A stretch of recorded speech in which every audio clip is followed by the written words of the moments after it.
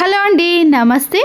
Washroom అనేది ఇలా తెల్లటి మరకలు కానీ గారపట్టిన మరకలు ఏవైనా సరేనండి, మన ఇంట్లో ఉండే వాటితోటే వాష్రూమ్ని నీట్గా క్లీన్గా చేసుకోవచ్చు.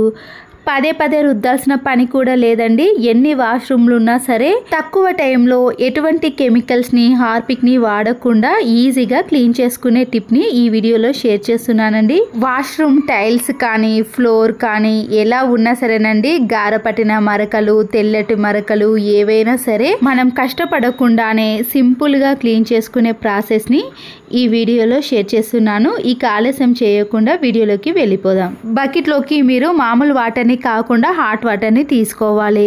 ఇక్కడ గ్లీజర్ ఆన్ చేశాను కాబట్టి హాట్ వాటర్ వస్తున్నాయండి. మీరు మగ్గులో కానీ ఇలా బకెట్లో హాట్ వాటర్ని వేసుకున్న తర్వాత బ్లీచింగ్ పౌడర్ అనేది మనకి బయట అన్ని కిరాణం స్టోర్లో అవైలబుల్గా ఉంటుందండి. ఒకప్పుడు ఇలాంటి కెమికల్స్ ఏవీ లేనప్పుడు అప్పటి కాలంలో బ్లీచింగ్ పౌడర్ తోటే వాష్రూమ్ని క్లీన్ చేసేవారు. దీంతో పాటు వాషింగ్ మిషన్లో వేసే ఏరియల్ లిక్విడ్ కానీ సర్ఫ్ ఎక్సెల్ లిక్విడ్ ఉంటుంది కదండి, దాన్ని కూడా కొద్దిగా యాడ్ చేసుకోవాలి. ఇవన్నీ మిక్స్ అవ్వటానికి కొన్ని హాట్ వాటర్ని వేసి పూర్తిగా కలిపేసుకోండి. ఈ వాటర్ని ఇప్పుడు కొన్ని ఈ వాష్రూమ్లో చల్లుతూ మనము పూర్తిగా ఈ వాటర్ తోటే కడిగేసుకోవాలి. బ్లీచింగ్ పౌడర్ లిక్విడ్ వేసిన వాటర్ని వాష్రూమ్లో వేసిన తర్వాత వెంటనే మనము బ్రష్తో కానీ చీపురుకట్టతో కానీ క్లీన్ చేయకూడదండి. తెల్లటి మరకలు ఎక్కువగా ఉండటం వలన ఒక 5 minutes పాటు మాత్రమే వాటర్ని చల్లిన తర్వాత కొద్దిసేపు అలాగే ఉంచేసేయండి. వాష్రూమ్లో ఉండే టైల్స్ పైన బాత్రూంలో మొత్తం ఇలా చల్లిన తర్వాత వైపర్ స్టిక్ ఉంటుంది కదండి, ఈ వైపర్ స్టిక్నే యూజ్ చేస్తున్నాను. చాలా ఈజీగా క్లీన్ అయిపోతుందండి. ఎక్కువగా కష్టపడకుండా ఇలా సింపుల్గా క్లీన్ చేసుకునే ప్రాసెస్ని చూపిస్తున్నానండి. బ్రష్తో అయితే పదే పదే రుద్దాల్సిన పని ఉంటుంది కదా, ఇలా వైపర్ స్టిక్తో అయితే చాలా సింపుల్గా క్లీన్ చేసుకోవచ్చు. చూస్తున్నారు కదండి, ఇలా వాష్రూమ్ మొత్తాన్ని కూడా మనము ఫ్లోర్ని కానీ టైల్స్ని కానీ ఇలా వైపర్ స్టిక్ తోటే క్లీన్ చేసుకోండి. బ్రష్తో అయితే పదే పదే వంగి క్లీన్ చేయాల్సిన పని ఉంటుందండి. ఈ స్టిక్తో అయితే నిలబడే ఈజీగా క్లీన్ చేసుకోవచ్చు. చాలా మందికి బాత్రూమ్ని క్లీన్ చేయాలంటే విసుగ్గా ఉంటుంది కదా, ఇలా క్లీన్ చేసుకొని చూడండి, ఎన్ని బాత్రూమ్లైనా 10 minutesలోనే ఈజీగా క్లీన్ చేసుకుంటారు. అంతే కదండి, చీపురు కట్ట కానీ బ్రష్తో కంటే ఇది అయితే చాలా సింపుల్ పద్ధతి అండి, వెంటనే క్లీన్ అయిపోతుంది. కావాలంటే మీరు ఈ వైపర్ స్టిక్కి స్టీల్ స్క్రబ్బర్ని వేసి కూడా క్లీన్ చేసుకోవచ్చండి. అలా అయితే గారపట్టిన మరకలు అయితే ఇంకా ఈజీగా క్లీన్ అయిపోతాయి. ఇలా వాష్రూమ్ని అంతా క్లీన్ చేసుకున్న తర్వాత టైల్స్ పైన కూడా మనం వేసిన వాటర్ అనేవి ఆరిపోయినప్పుడు మరొకసారి ఇలా వాటర్ని చల్లుకుంటూ ఈ టైల్స్ని కూడా ఇలా ఈజీగా క్లీన్ చేసుకోవచ్చు. వాష్రూమ్లో ఉండే టైల్స్ కూడా చాలా హైట్లో ఉంటాయండి. ఒక్కొక్కసారి మనము బ్రష్తో క్లీన్ చేద్దామన్నా కూడా అవి సరిగా క్లీన్ కావు కదా. ఇలా వైపర్ స్టిక్ అనేది చాలా పెద్దగా ఉండటం వలన టైల్స్ అనేవి ఎంత హైట్లో ఉన్నా సరేనండి, మనము వెంటనే క్లీన్ చేయడానికి ఈజీ అవుతుంది. వాష్రూమ్లో ఇలా పైన బూజు పట్టినప్పుడు మనము స్టూల్స్ని కానీ ఏదైనా ఎక్కి క్లీన్ చేస్తాం కదండి, అలాంటిది ఏది అవసరం లేదండి. ఇలా కింది నుంచే మనము వైపర్ స్టిక్తో పైన ఉన్న బూజును కూడా ఈజీగా క్లీన్ చేసుకోవచ్చు. చూసారు కదండి, ఒక్క వైపర్ స్టిక్ అనేది మనకి వాష్రూమ్లో ఇన్ని రకాలుగా యూజ్ అవుతుంది. అలాగే వాష్రూమ్ డోర్ పైన కూడా సోప్ మరకలు వాటర్ మరకలు పడి ఇలా జిడ్డుగా తయారవుతుందండి. వాటిపై ఇలా వాటర్ని చల్లి మనము బ్రష్తో గట్టిగా రుద్దకూడదండి, ఎందుకంటే డోర్ పై ఉండే పెయింట్ అనేది పూర్తిగా పోతుంది.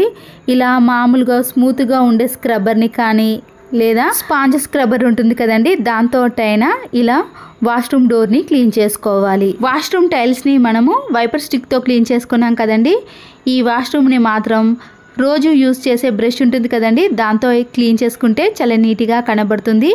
ఎలాంటి మరకలైనా తొలగిపోతాయండి. ఒకవేళ గారపట్టిన మరకలు ఎక్కువగా ఉన్నాయనుకోండి, స్టీల్ స్క్రబ్బర్తో క్లీన్ చేసుకుంటే ఆ మరకలు కూడా పోతాయి. చూడండి, హాట్ వాటర్లో కలిపి ఇలా వాష్రూమ్ని క్లీన్ చేసుకున్నాం అనుకోండి, దానికి పట్టిన జిడ్డు మరకలు అనేవి ఇలా పూర్తిగా వచ్చేస్తున్నాయి. రుద్దాల్సిన పని లేకుండా వాష్రూమ్ని క్లీన్ చేసుకోవాలంటే నైట్నే మనము ఈ వాటర్ని అంతా కూడా చల్లి వాటర్తో క్లీన్ చేసుకున్నాం అనుకోండి, మనము బ్రష్ పెట్టి రుద్దాల్సిన పని కూడా ఉండదు. తర్వాత చూడండి ఇలా వాటర్తో క్లీన్ చేసుకున్నారనుకోండి, వాష్రూమ్ అనేది కొత్త దానిలా నీట్గా ఎలాంటి మరకలు లేకుండా కనిపిస్తుంది. ప్రతిసారి వాష్రూమ్ని క్లీన్ చేయాలంటే హార్పిక్ లాంటివి కానీ యాసిడ్ లాంటి కెమికల్స్ని యూజ్ చేయడం కంటే ఇలా ఇంట్లో ఉన్న వాటితోటే క్లీన్ చేసుకోవచ్చండి. ఎలాంటి మరకలైనా తొలగిపోతాయి. అయితే బ్లీచింగ్ పౌడర్ని వాడేటప్పుడు డ్రెస్ పైన పడకుండా చూసుకోవాలండి. ఎందుకంటే డ్రెస్ పైన పడ్డదనుకోండి ఆ మరకలు అనేవి అస్సలకే పోవు. ఇక్కడ నేనైతే హ్యాండ్ గ్లౌజులు కానీ చెప్పులు కానీ అస్సలకే వాడటం లేదండి. బ్లీచింగ్ పౌడర్ అనేది మరీ అంత పవర్ఫుల్ కాదండి, కానీ క్లీనింగ్ ప్రాసెస్లో మాత్రం చాలా బాగా యూజ్ అవుతుంది. కావాలంటే మీరు హ్యాండ్ గ్లౌజులు కానీ చెప్పులు వేసుకొని వాష్రూమ్ని క్లీన్ చేసుకోవచ్చు. చూడండి వాటర్తో క్లీన్ చేస్తున్నప్పుడే మరకలన్నీ కూడా పూర్తిగా తొలగిపోయాయి. వాష్రూమ్ టైల్స్ కూడా చూసారు కదండి, తెల్ల మరకలు ఉండే కదా, అవి కూడా పూర్తిగా తొలగిపోయాయి, అద్దంలా మెరిసిపోతున్నాయి. బ్లీచింగ్ పౌడర్ అనేది త్వరగా కరగదు కాబట్టి హాట్ వాటర్లో కలిపి మనము వాష్రూమ్ని క్లీన్ చేసుకోవాలండి. అప్పుడే మరకలు అనేవి పూర్తిగా తొలగిపోతాయి. ఇంతకుముందు వాష్రూమ్ డోర్కి కూడా ఇలా తెల్లటి మరకలు ఎక్కువగా కనిపించాయి కదండి. బ్లీచింగ్ పౌడర్తో క్లీన్ చేసుకున్నాక ఒక్క మరక కూడా డోర్ పైన కనిపించదండి. వాష్రూమ్ టైల్స్ కూడా చాలా నీట్గా తయారయ్యాయి కదండి. ఇక్కడ నేను ఎక్కువగా ఏమి యూజ్ చేయలేదండి. ఒక బ్లీచింగ్ పౌడరు, వాషింగ్ మిషన్లో వేసే లిక్విడ్ మాత్రమేనండి. అలాగే నేను ట్యాప్స్ పైన కూడా ఈ వాటర్ని వేసి మిగిలిపోయిన సబ్బు తునుకలు ఉంటాయి కదండి, వాటితో అయినా ఇలా క్లీన్ చేసుకుంటున్నాను.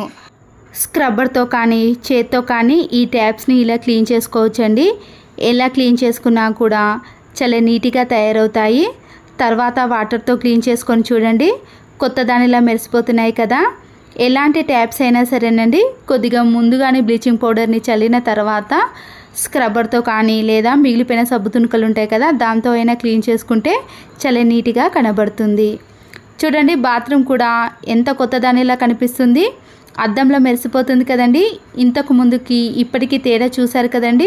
వాష్రూమ్ డోర్ కూడా చాలా జిడ్డుగా కనిపించింది కదండి, ఇప్పుడు కూడా చాలా నీట్గా కనిపిస్తుంది కదా. వీడియోని మాత్రం స్కిప్ చేయకండి. వాష్రూమ్ గురించి 2 యూస్ఫుల్ టిప్స్ ని మీకు చూపిస్తున్నాను, ఖచ్చితంగా యూజ్ అవుతాయండి. పాడైపోయిన బ్రష్ ఉంటుంది కదండి, దాన్ని ఇలా పై వరకు కట్ చేసి కొవ్వొత్తికి ఇలా వేడి చేసి బ్రష్ కి పెట్టేసేయండి. గట్టిగా స్టిక్ అయిన తర్వాత మన ఇంట్లో ఎన్ని వాష్రూమ్లు ఉన్నా సరేనండి, ఇలాంటి వెస్టర్న్ టాయిలెట్ లో ఇలాంటి చిన్న చిన్న స్పేస్ లో మనము బ్రష్ తో కానీ స్క్రబ్బర్ తో క్లీన్ చేయలేకపోతాం కదండి. ఇలా పాడైపోయిన బ్రష్ తో క్లీన్ చేసుకున్నారనుకోండి, వాష్రూమ్ ఎప్పుడు చూసినా కూడా చాలా నీట్గా క్లీన్గా కనబడుతుంది. మిగతా వాటిని అయితే మనము మామూలు బ్రష్తో స్క్రబ్బర్తో క్లీన్ చేసుకుంటాం, కానీ ఇలాంటి ప్లేస్లో జిడ్డు మరకలు ఎక్కువగా ఉన్నాయనుకోండి, వాష్రూమ్ అనేది నీట్గా అనిపించదు కదా.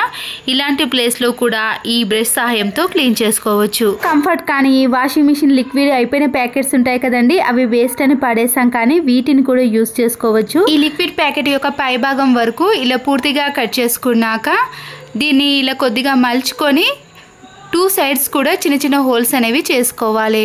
మన ఇంట్లో గట్టిగా ఉన్న తాడుని తీసుకొని ఇలా కట్టేసామనుకోండి, చిన్న బ్యాగ్ అనేది రెడీ అయిపోతుంది. దీన్ని వాష్రూమ్లో ఏదైనా మేకు కానీ ఇలాంటి ట్యాప్కి తగిలించేసి వాష్రూమ్లో హెడ్ బాత్ చేసుకునే షాంపూ ప్యాకెట్లు కానీ హెయిర్స్ ఉంటాయి కదండి, సోప్ బాక్సులు, అవన్నిటినీ కూడా వాష్రూమ్లో పడేయకుండా ఇలా తయారు చేసుకున్న లిక్విడ్ బ్యాగ్లో వేసామనుకోండి, వాష్రూమ్ కూడా నీట్గా కనిపిస్తుంది. తర్వాత దీన్ని డస్ట్బిన్లో వేసేయచ్చు. పడేసే వాటిని కూడా మనము ఇంట్లోకి కానీ ఇలా వాష్రూమ్లోకి కూడా యూజ్ చేసుకోవచ్చు. చూడండి ఇంతకు ముందు వాష్రూమ్కి ఇప్పటికీ తేడా చూసారు కదా, అద్దంలో మెరిసిపోతుంది. మన ఇంట్లో ఉండే 2 ఇంగ్రీడియంట్స్ తోటే ఇలా వాష్రూమ్ని నీట్గా క్లీన్గా టైల్స్ని కూడా క్లీన్ చేసుకోవచ్చు. ట్యాప్స్ని, సోప్ బాక్స్ని, వాష్రూమ్ డోర్ని ఇలా అన్నిటినీ కూడా ఒకే ప్రాసెస్లో క్లీన్ చేసుకున్నాం కదండి. మీకు కూడా ఈ టిప్స్ యూజ్ అవుతే తప్పకుండా ఒక లైక్ చేసి మీ ఫ్రెండ్స్కి రిలేటివ్స్కి షేర్ చేయండి. మరో వీడియోతో మళ్ళీ కలుద్దాం. Please subscribe Siri cooking and vlogs. Thanks for watching.